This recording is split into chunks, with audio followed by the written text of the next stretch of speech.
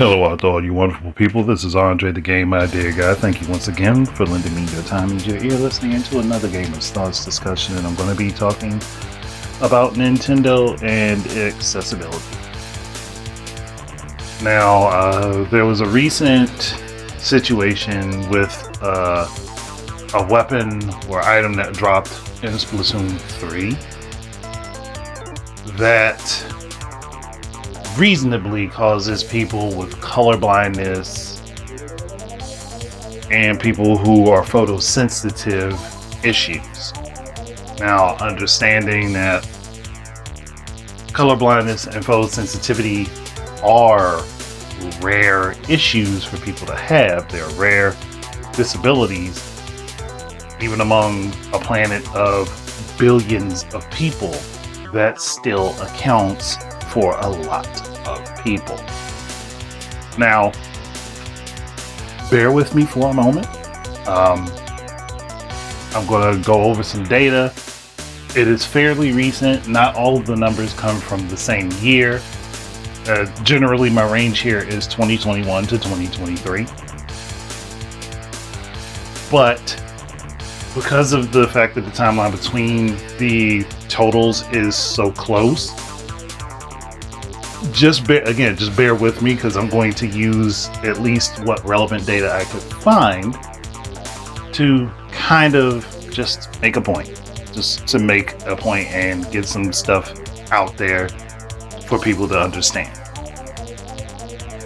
So, as of 2021, the planet has 7.888 billion people on it. So we could have safely assumed that right around now we are past the 8 billion mark. We could safely assume that. But I did all of my estimates based off of this number I'm not going to give it exact. I'm going to give you around what I got. But this is just so you have an idea of where I'm working from.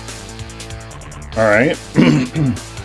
And as of that, also 50.4% of the planet's population is male and 49.6% female. So men outnumber women currently.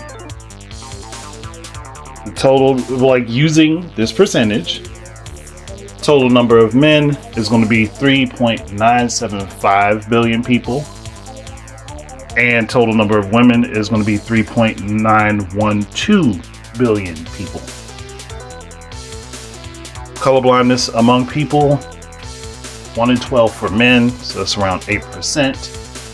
1 in 200 for women, which is about 0.5% of the population of women.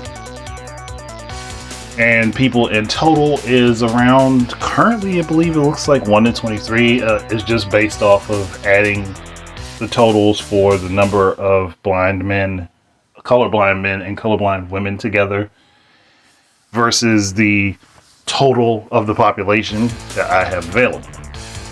So that works out to be around 318 million men and about 19.5 million women, leaving the total to be around 337.5 million people who are colorblind. Again, the percentage is low comparatively to the number of people on the planet, and this is with those who are diagnosed. We don't know for sure about those who are undiagnosed but may be suffering from the condition, and just the way they perceive the world is the way they perceive the world, and they don't know that they are colorblind. A lot of people think that you just instantly know you're colorblind. No, it kind of takes other people to let you know that. It kind of does. So, and going with that, I looked up statistics for people with photosensitivity. Now, this is far looser than the statistics on people with colorblindness, because I saw ranges from 2% up to 20%. And I went with the biggest or most relevant percentages I could find. I did do 2% and 20%, as well as I did a number estimate based upon 5%. So, 2% of the population is colorblind. That makes 157.5 million people colorblind. If the total is 5%, you're looking at 394.5 million people.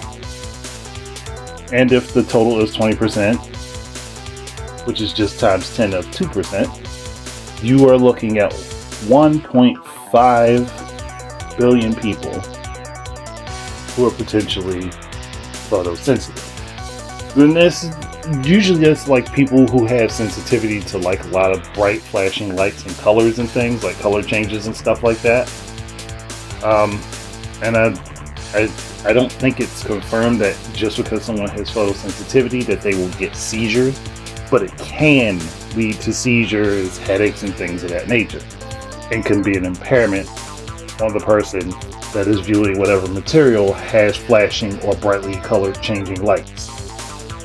It's a thing.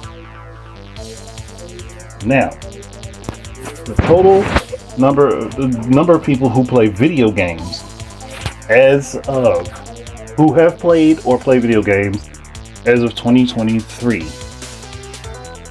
is about 41% of the world. I don't like this statistic because just because you have played the video game doesn't mean you continually play video games, and a lot of those people wouldn't be affected by this particular situation. So I did use that number to come up with a total, which is 3.26 billion people in total. I decided to cut that in half just to be, closer to what I think the actual number is, which is 20.5%. And that comes up to 1.63 billion people. That could be, so the total number of gamers is probably somewhere in the middle of that range. I just don't know exactly. But 41% would be considered the high ball, 20.5% would be considered the low ball. It could even be lower than that, but I think that is reasonable to guess based on the world having around 8 billion people. And I say all this to say, it doesn't matter that there is a small number of people with these types of issues where they would need accessibility options to be able to enjoy a video game to its fullest extent. And I'm also not here to say, oh, well, Nintendo is fucked up on purpose. I don't think they did it on purpose. I do, however, think that because these are such rare disabilities, like not even close to half of the population of people have them, which could also mean even less people who play video games have that. The percentages would be very low. So they don't treat it as something important. And that is where my problem lies. It's not like being malicious, but it is being somewhat negligent of these types of situations. And again, I could assume that they don't have any people on staff among their different companies that have these issues, or if they do have them, they haven't given or been able to really give a lot of input on those situations. I don't know for sure. It could be either one. But my hunch would be that they don't have the people with these issues working for them, so they don't take it into major consideration. Now, this is where playing a video game could be harmful to someone, especially if there are no warnings, there's no way to change options to deal with the issue in game. That can be a major problem. And the thing is that the people that host Splatoon tournaments have banned uses of these particular items because they can affect people's visual perception when either watching or playing. That's the major thing that I think has to come out of this. Now, yeah, tournament sponsors are going to do what they can to take care of their people. They are lower level and they would suffer much more backlash and strain and damage if they don't take care of the particulars on these types of things. But with that said, there also should be options to limit how these things operate. This is something Nintendo does need to start taking into consideration, because as the population grows, these issues will undoubtedly become larger and there will be more people who are affected. That's something that they have to look at going into the future. It's not something that can just be wholly ignored forever. Before, there weren't a lot of people who were into gaming. The numbers for gaming were very small. But they've grown over the years, especially now with people playing games on PC and playing games on mobile. You can be a gamer on just about anything at this point. So it is worthwhile to consider, even if they don't necessarily have somebody who's programming on staff that has these sensitivities to worry about. Have a consultant for this. Have somebody who's a consultant, either someone who deals with these particular issues, who can describe what these things cause and what certain things trigger the responses that could be detrimental, or have someone who's an advocate for those people be a middleman that could talk to Nintendo, or even have a test group set up to help out with this. Again, these are things that need to be considered for them, and it would only be healthy for them in the long run if they took it into consideration, so that they could actually work on making sure that more people could enjoy and play their games. It's just one of those things that they have to start considering. Again, I don't believe there's malicious intent behind it, because I don't think Nintendo's ever malicious when it comes down to their fan base, even though a lot of people would tell you that they are. They're not malicious when it comes down to their fan base. Now, potentially negligent, that depends on your perspective.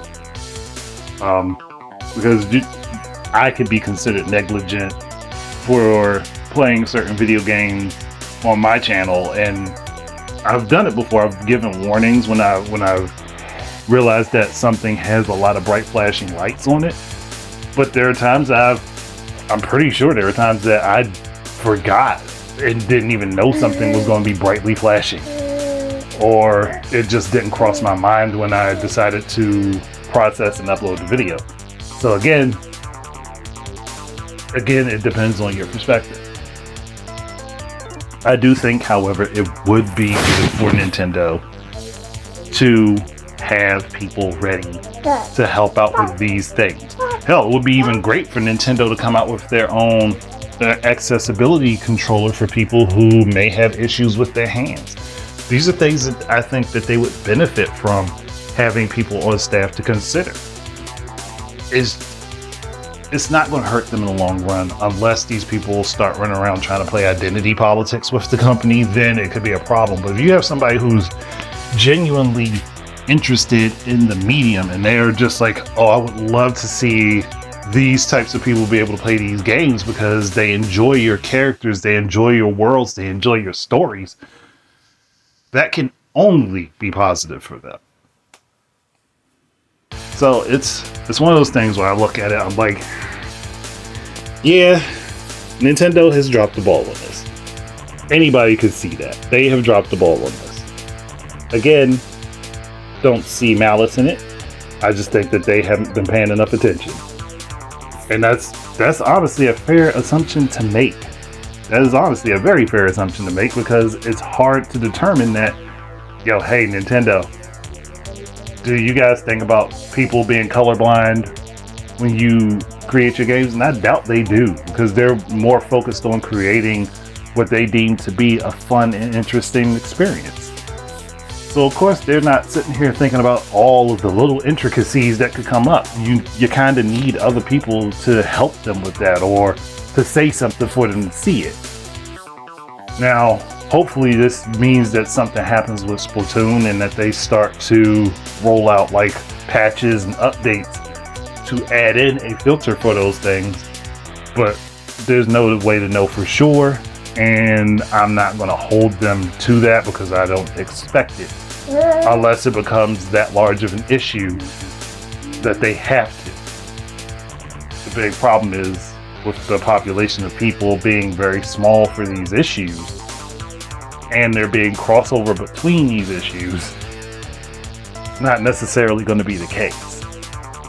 So, and I don't say that to disregard anyone. I just say that because if it's not the most major of issues, it's not necessarily going to be acted upon right away. Again, the squeaky wheel gets the oil. So that's it. If anybody's got any opinions on this, I'm willing to hear them out. You're free to add them and say what you would like to.